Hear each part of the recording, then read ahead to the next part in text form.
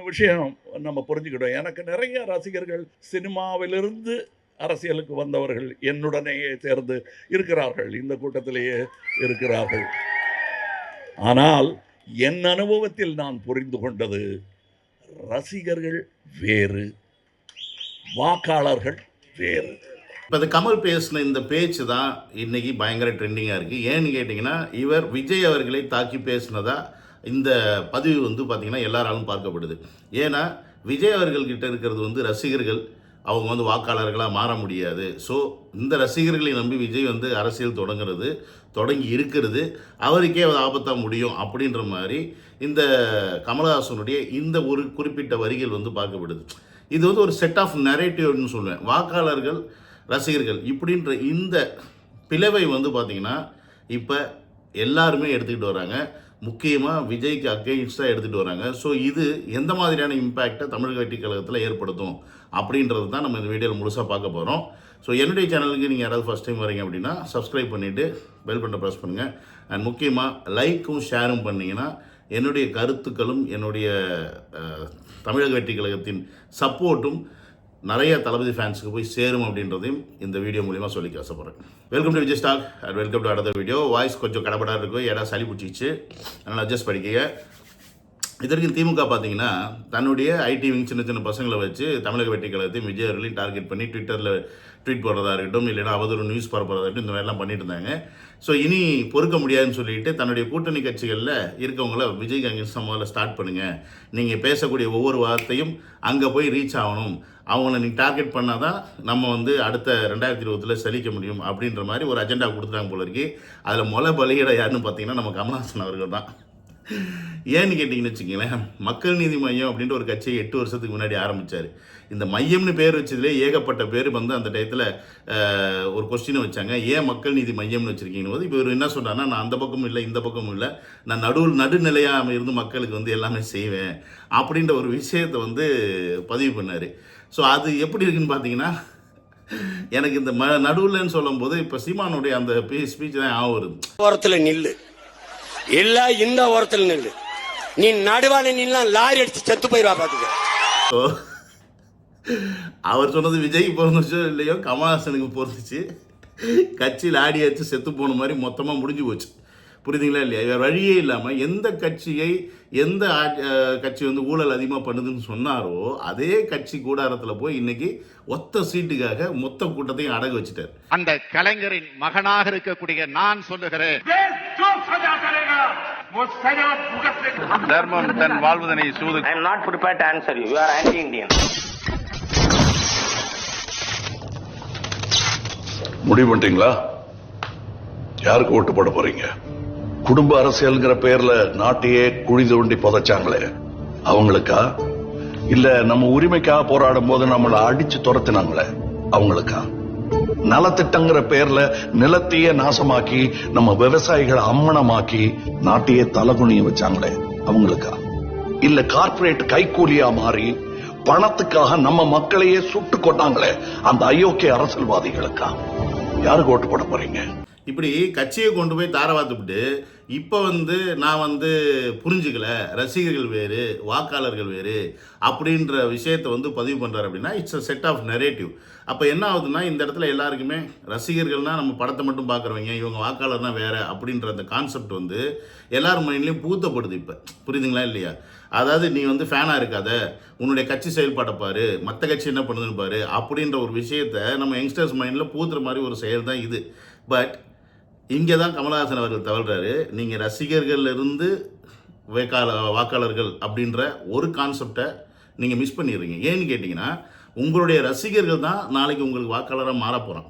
But இந்த 8 வருஷத்தில் நீங்கள் அவனுக்கு என்ன செஞ்சீங்க? அதுதான் இங்கே கேள்வி. நீங்கள் மக்கள் நீதி மையம்ன்ற ஒரு கட்சி ஆரம்பிக்கும் போது அந்த கட்சியை மக்களுக்கான கட்சியாக நீங்கள் ரெடி பண்ணியிருக்கணும். பட் அதை நீங்கள் செய்யலை. நீங்கள் என்ன பண்ணீங்கன்னா, ஒரு எலைட் பாலிடிக்ஸ், இன்னைக்கு யாரெல்லாம் விஜய் அவர்களை elite politics, work from home அப்படின்ற மாதிரி ஏகப்பட்ட விமர்சனங்கள் இன்னைக்கு விஜய்க்கு வைக்கப்படுதோ அதே விமர்சனம் அன்னைக்கு 100% செட் ஆகக்கூடியது கமலஹாசனுக்கு. பட் விஜய் அவர்களுக்கு அது செட் ஆகுதோ இல்லையோ, பட் கமலஹாசனுக்கு 100% எலைட் பாலிடிக்ஸாக செஞ்சுட்டு இருந்தார். ஏன்னா அவருடைய கட்சியில் ரொம்ப படித்தவங்களை உள்ளே சேர்த்தாரு. இவருக்காக வேலை பார்த்த தொண்டர்களை மறந்துட்டார், இவருக்காக அந்த எப்படி சொல்கிறது ரசிகர் மன்றம் வச்சு நடத்தணும்னு மறந்துட்டார். கட்சியில் வந்து பெரிய பெரிய ஆட்களை உள்ளே எழுத்தீங்களே ஒழிய கட்சியோட கொள்கை என்ன, அது எப்படி கொண்டு போகணுன்ற அந்த புரிதலை நீங்கள் மக்கள்கிட்ட கொண்டு போய் சேர்க்கலை. அப்போ நீங்கள் சேர்க்கலை அப்படின்றனால தான் நீங்கள் இன்றைக்கி தோத்தாங்க வழியாக உட்காந்துருக்கீங்க. இந்த தவிர விஜய் அவர்கள் செஞ்சாரான்னு கேட்டிங்கன்னா செய்யறதில்லை. ஏன்னா அவருடைய கொள்கை என்ன அப்படின்றத கிளியராக அறிவிச்சிட்டாரு. மக்களுக்கு என்ன மாதிரியான விஷயங்கள்லாம் செய்ய போகிறேன் அப்படின்றத இனி வர காலங்களில் செயல் திட்டங்கள் வடிவமாக வெளியே வரப்போகுது. கட்சி ஆரம்பித்த ஒரு வருஷத்தில் கட்சியுடைய கட்டமைப்பை எந்த அளவுக்கு பலப்படுத்தணுமோ அதை பண்ணிக்கிட்டு இருக்காரு. எல்லாத்துக்கும் மேலே அவர் சினிமாவையும் கட்சியையும் மிக்ஸ் பண்ணிக்கல. சினிமா அப்படின்றது என்னுடைய கடைசி படம் ஜனநாயகனை முடிச்சுட்டு நான் முழுக்க அரசியலுக்குள்ள வர்றேன் அப்படின்ற ஒரு தெளிவான சிந்தனையோடு அரசியல் களத்தில் இறங்குறனால தான் இன்றைக்கி விஜய் அவர்களை இவ்வளோ இளைஞர்கள் ஃபாலோ பண்ணிட்டுருக்காங்க. இன்க்ளூடிங் விஜய் ஃபேன்ஸ் இல்லாதவங்களும் நான் சேர்த்து சொல்கிறேன். ஏன்னா விஜய் ஃபேன்ஸ் இருக்காங்க, அவங்க ஃபாலோ பண்ணுறாங்க, அவங்களாம் ஓட்டு போட்டுவாங்களான்னு கேட்டால் அவங்க தான் ஓட்டு போட போகிறாங்க, வேறு யாரும் கிடையாது. அவங்க தான் ஓட்டு போடணும். அதுக்கப்புறம் மக்கள் நீங்கள் சொல்கிற மாதிரி ஒரு ஃபேன்ஸுன்ற ஒரு உங்களுக்கே இப்போ ஒரு ஃபேன்ஸ் இருக்காங்க கமல்ஹாசன் சார், அதில் 90% பேர் உங்களுக்கு ஓட்டு போட ரெடியாக இருந்திருப்பான். ஆனால் உங்களுடைய கருத்து கரெக்டாக இருந்திருக்கணும். ஒரு 10% பேர் நான் உங்களை ரசிப்பேன், ஆனால் என்னுடைய ஓட்டு வந்து டிஎம்கே, ஏடிஎம்கே, நாம் தமிழர் இப்படின்ட்டு போயிடுவாங்க. ஆனால் 90% பேர் உங்களுக்கு தான் போகணுன்னு இருப்பாங்க. ஆனால் நீங்கள் என்ன பண்ணியிருப்பீங்க? அதான் இங்கே கேள்வி. ஸோ அதே மனநிலைமை தான் இன்றைக்கி விஜய் அவர்கள்ட்டையும். விஜய் ஃபேன்ஸில் சில பேர் விஜய் அவர்களை பிடிக்கும் ஹீரோவாக, ஆனால் அவங்களுக்குன்னு சில கொள்கைகள் வச்சுருப்பாங்க. உதாரணத்துக்கு நாம் தமிழர், டிஎம்கே, ஏடிஎம்கே இப்படின்ற மைண்ட் செட்டில் இருப்பாங்க. பட் அவங்களையும் தன்வசப்படுத்தணும் அப்படின்னா அது விஜய் அவர்களோட கையில் தான் இருக்குது. அவர் கட்டமைக்கக்கூடிய அந்த அரசியல் அமைப்பிலையும் அவர் எடுத்து வைக்கக்கூடிய அந்த செயல் திட்டத்திலேயும் தான் இருக்குது. அது ஆட்டோமேட்டிக்காக இன்னும் 1-2 மாதத்தில் வரும்போது ஆட்டோமேட்டிக்காக நமக்கு எல்லாம் தெரிய போகுது. ஸோ இது எந்த அளவுக்கு மக்களை உள்ளே கொண்டு வரும் அப்படின்ற ஒரு விஷயத்தையும் நம்ம பார்க்கணும். ப்ளஸ் இன்னொன்று என்னென்னு பார்த்தீங்கன்னா, அரசியல் அப்படின்றது it's not a joke, it's serious issue. அதை நீங்களே புரிஞ்சுக்கிட்டீங்க. குறைந்தபட்சம் 20 வருடங்களுக்கு முன்பாக அரசியலுக்கு வந்திருக்க வேண்டும்.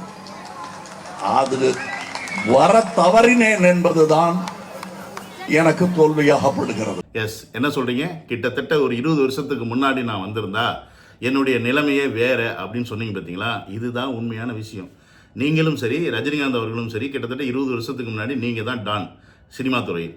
நீங்கள் நினச்சிருந்தீங்க அன்னைக்கு நீங்கள் அரசியலுக்குள்ள வந்திருந்தீங்க அப்படின்னா கண்டிப்பாக உங்கள் மீது மக்களுக்கு நம்பிக்கை வந்திருக்கும்.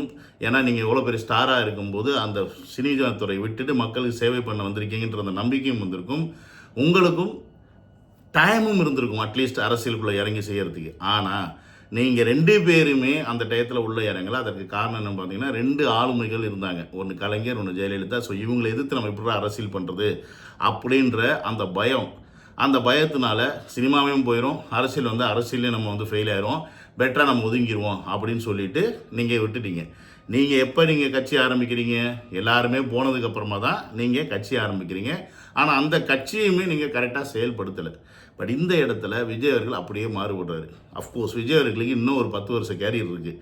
சாலிடாக ஒரு படத்துக்கு 200 கோடி ரூபா வாங்கினா 2000 கோடி ரூபாய் வரைக்கும் வாங்கக்கூடிய ஒரு கெப்பாசிட்டி உள்ள நடிகராக இருக்கிறாரு. இன்னொரு 10 படத்தில் நடிக்கும்போது அவர் நினச்சிருந்தா இன்னும் பன்மொழிகள்லாம் நடிக்கணும்னு நினச்சிருந்தாருன்னா அவருடைய ரேஞ்சுக்கு அவர் எங்கே வேணால் போய் நடிக்கலாம் அப்படின்ற மாதிரியான சூழ்நிலைகள் உருவாயிருக்கும். பட் அவர் என்ன பண்ணுறாருன்னா, நான் என் சினிமா துறையை விட்டு முழுசாக அரசியலுக்குள்ளே வரேன்றார். அப்போ இந்த இடத்துல அவர் இங்கே ஒரு கால் அங்கே ஒரு கால் வைக்கல.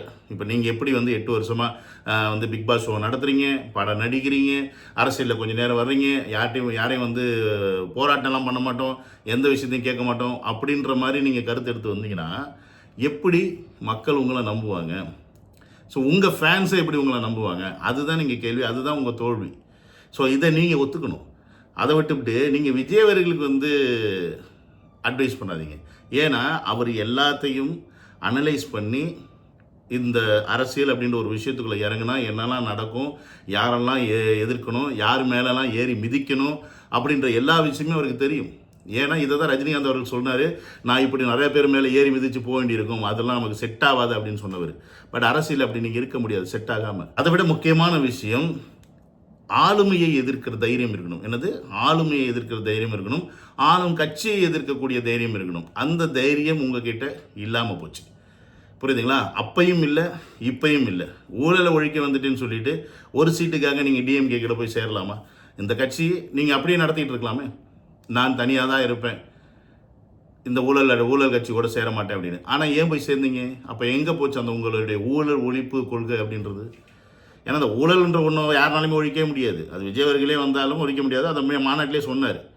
இந்த லஞ்ச லாவண்யம் இதெல்லாம் நீங்கள் வந்தால் ஒழிச்சிருவீங்களா அப்படின்னு கேட்கும்போது இல்லை, முடியாது, 100% முடியாது, முயற்சி பண்ணலாம்.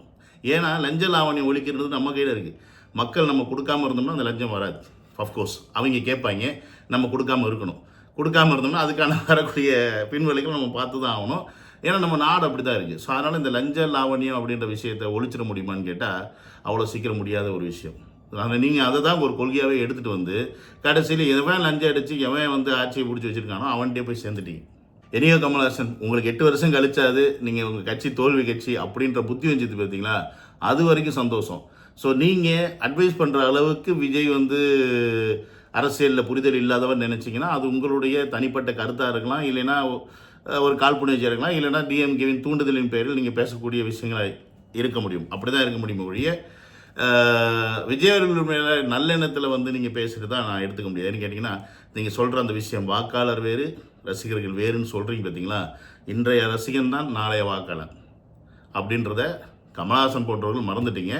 எம்ஜிஆருக்கும் அந்த ரசிகர்கள் தான் ஓட்டு போட்டு ஜெயிக்க வச்சாங்க. அதற்கப்புறம் மக்களும் அது கூட சேர்ந்தனால எம்ஜிஆர் மிகப்பெரிய ஒரு இடத்துல ஜெயித்தார். அதே சப்போர்ட் இன்றைக்கி விஜய் அவர்களுக்கு இருக்குது. 2026 நீங்கள் பார்க்க தான் போகிறீங்க. நீங்கள் மக்கள் நீதி மையத்தை கொண்டு போய் அடகு வச்சிடலாம். ஆனால் இன்றைக்கி தமிழ்நாட்டில் இருக்க ஒட்டுமொத்த கட்சியும் தமிழக வெற்றி கழகத்துக்கிட்ட அவங்க கட்சியை அடகு வைக்கலான்னு ரெடியாக இருக்கிறாங்க. அதில் யாரை தளபதி ஏற்க போகிறார், யாரை ஏற்றுக்க மாட்டார் அப்படின்றத கூடிய விரைவில் நீங்கள் பார்க்க போகிறீங்க.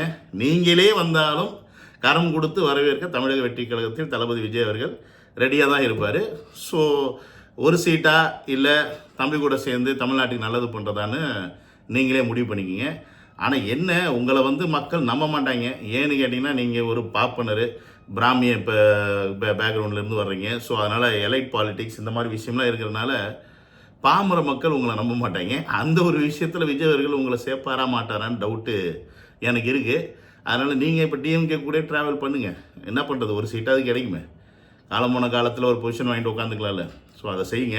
நாங்கள் சிஎம் சீட்டுக்காக போராடுறோம், செயல்படுறோம். எங்களுடைய கட்சி நாங்கள் அந்த மாதிரி கொண்டு போகிறோம். ஓகே, தமிழக வெற்றி கழகம் அடுத்த 2026 தளபதி விஜய் அவர்கள் முதலமைச்சராக பார்க்கணுன்னு ஆசைப்படுறோம். ஆசை நிறைவேறும் என்ற நம்பிக்கையில் இந்த வீடியோ இதோட முடிச்சுக்கிறேன். சீன் அனந்த வீடியோவில் டேக் கேர்.